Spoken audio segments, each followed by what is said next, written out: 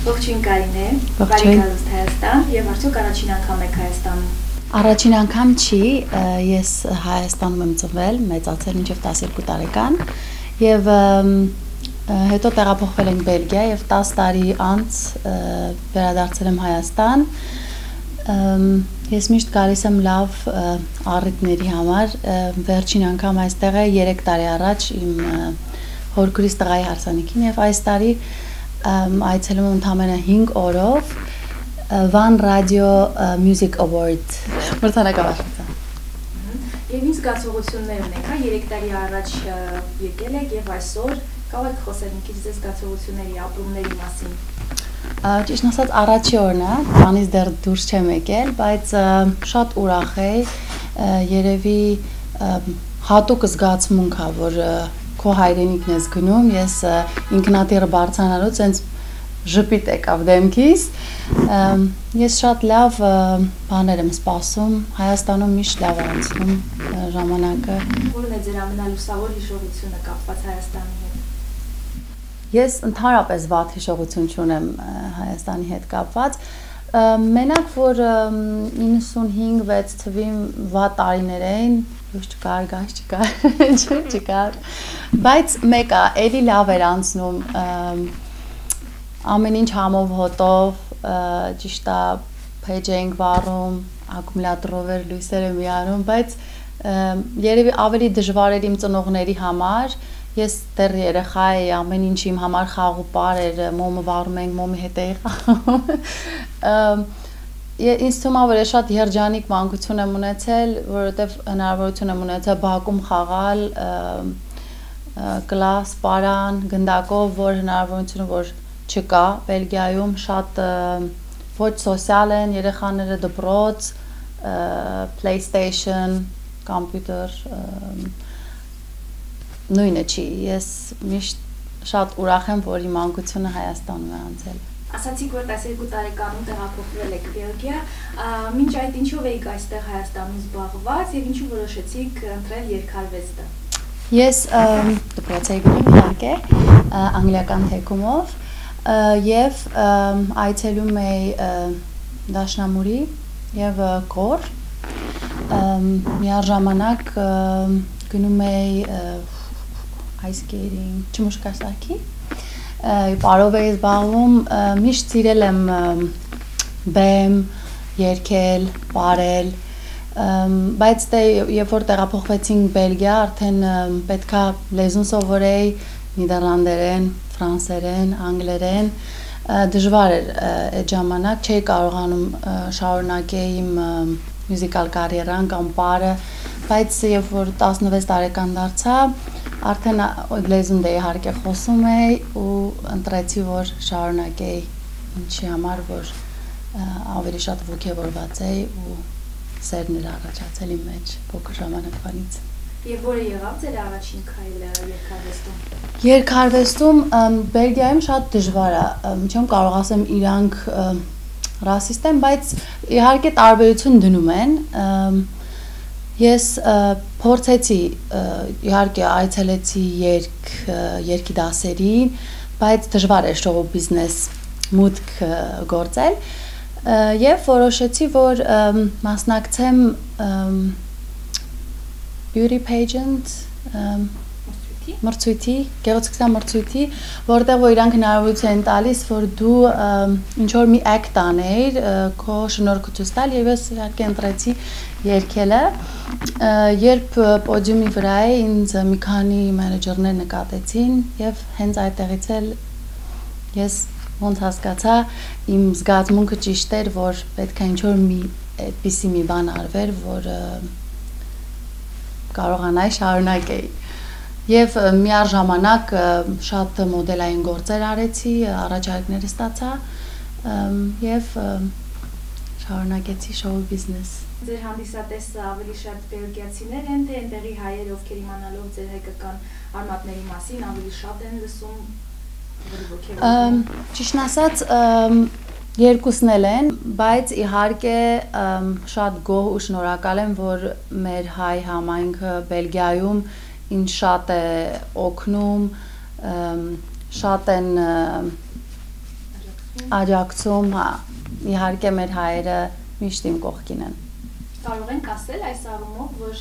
ձեր հայկական արմատները ինչ որտեղ նաև ձեզ օգնում են։ Իհարկե, օգնում են ոչ միայն հայերի մեջ, այլ նույնպես որ բելգիացիների մոտ, որովհետև սենց իրանց համար էկզոտիկ ազգ ենք մենք ու իրանց էլ տեսքով նման չեմ։ Եթե մնայիք Հայաստանում եւ ձեր փորձեիք կայանայիք այստեղի շոու բիզնեսում, արդյոք կհանդիպեիք դժվարությունների։ Եթե ես Հայաստանում մնայի եւ մեծանայի, ես շոու բիզնեսի մեջ ընդհանրապես չէի հայտնվի։ Իմ հայրս ոչ թե դեմ է, այլ ավելի կողմ էր, որ ես բժիշկ դառնայի։ Ինքը միշտ մեր ընտանիքում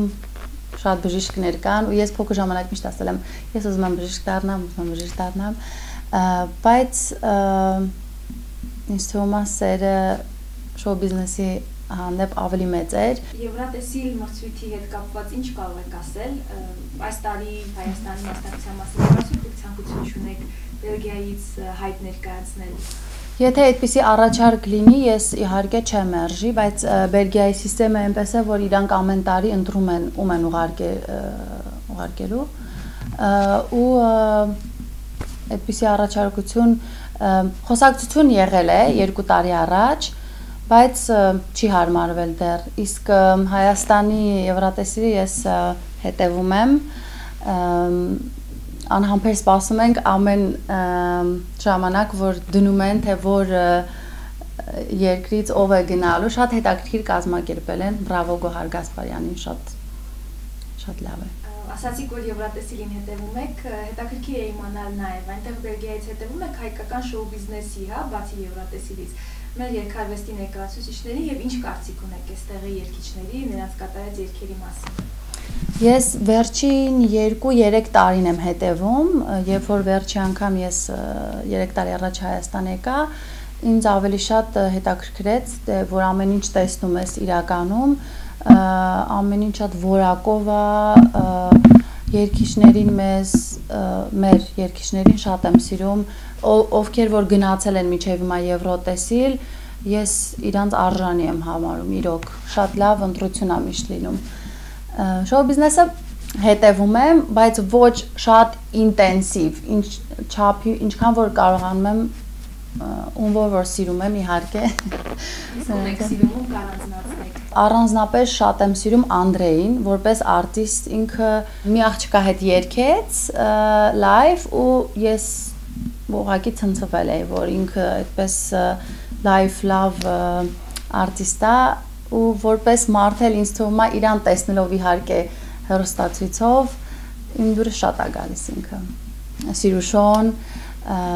Արամեն Պիտրի, ում որ գիտեմ Եվրատեսիլից։ Հնարավոր է մի օր հայերեն երգեր ներկայացնեք։ Հայերեն երգել ես միշտ ուզում եմ, բայց չգիտեմ իմ հնարավորությունների չափով ոնց կարող եմ հայերենը ներկայացնեմ ու ես պերֆեկցիոնիստ եմ, եթե ինչ-որ մի բան եմ անում, ուզում եմ, որ լավ լինի, որակով լինի, չգիտեմ, դեռ մտածում եմ արդեն շատ երկար տարիներ, բայց իհարկե իմ մտքում կա, որ ինչ-որ մի պոպ, հայկական պոպ երգ ստեղծագործեմ։ Այս տարի լրանում է Հայոց ցեղասպանության 100-րդ տարելիցը եւ աշխարհի շատ երկրներում բազմաթիվ միջոցառումներ են լինելու։ Ուզում եի տեղեկանալ, դուք ներգրաված եք լինելու արդյոք որևէ միջոցառման մեջ, կոնկրետ ցեղասպանության տարելիցի հետ կապված։ Այո, իմ մայրիկս Բելգիայի Գենտ քաղաքի դպրոցի տնօրենն է եւ կազմակերպում է հայկական Հայաստանի գենոցիդի 100-ամյա երեկո եւ երաժիշտներ են լինելու եւ բելգիացի եւ իհարկե հայեր կլասիկ եկեղեցում կլասիկ երգեր է երգվելու եւ նվագվելու ու ես էլ եմ մասնակցելու եւ ընտրել եմ Լեոնարդ Կոհանի երգը Հալելույա բացումն եմ անելու եւ դա միակ բանն է, որտեղ որ ես ապրում եմ Գենտում, մենք կազմակերպելու ենք եւ ահագին մարդ է հրավիրված։ Երկարվեստում որոշակի հաջողություններ արդեն գրանցել եք, իսկ անձնական կյանքում ինչ հաջողություններ կան։ Անձնական կյանքում լավ հաջողություններ կան։ Մարտի այս ամսի 14-ին իմ նշանдрեկն է։ Ես այդ քայլը վերջապես անելու եմ։ Գտել եք այսինքն ձեր կեսին։ Գտել եմ 100%։ Նա հայ է։ Նա հույն է։ Իմ ապագա ամուսինը, Ջեյսոնը, ինքն էլ է երաժիշտ, երգիչ է, բավականին հայտնի է Հունաստանում եւ Գերմանիայում եւ իր հետ ծանոթացել եմ երգ գրելուց։ Մենք ծանոթացանք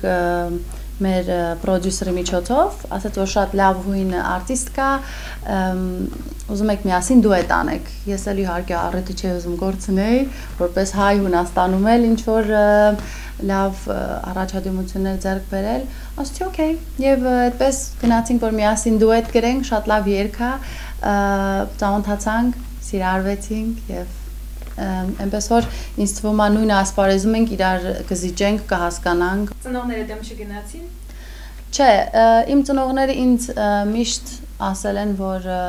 ում որ կսիրես, այդ մարդուն էլ կարժանանաս, բայց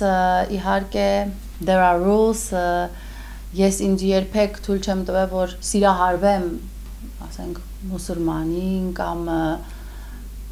այն ազգերին, որ մեզ հարմար չի, կամ ես չեմ կարող հարմարվել, որովհետև շատ կուլտուրայի տարբերություններ կան ու գիտակցորեն ես Եվ ամուսնությունից հետո տեղափոխվել եք Հունաստան, թե Բելգիայում եք։ Իմ ապագա ամուսինս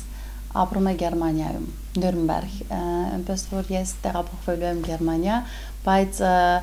ազգություն իրա շատ նման են բելգիացիներն ու գերմանացիները ու ընդամենը 4-5 ժամ է մեքենայով, այնպես որ իմ թանկագին ծնողներից շատ հեռու չեմ լինի, որովհետև ես շատ կապված եմ ծնողներիս հետ։ Կա մի բան, որ կցանկանաք ձեր հայ երկրպագուներին ասել, գուցե մաղթանք։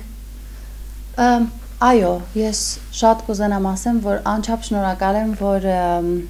իմ կողքին եք, որ ինձ սիրում են եւ իրան շնորհիվ եմ ես մրցանակի արժանացել Հայաստանում, շատ սիրում եմ ձեզ, շատ եմ խնդրում, որ ինձ էլ սիրեք, իմ երգերը լսեք եւ հույսով եմ շուտ կայցելեմ Հայաստանը եւ իրանց կուրախացնեմ, կհպարտացնեմ իմ հայ լինելով։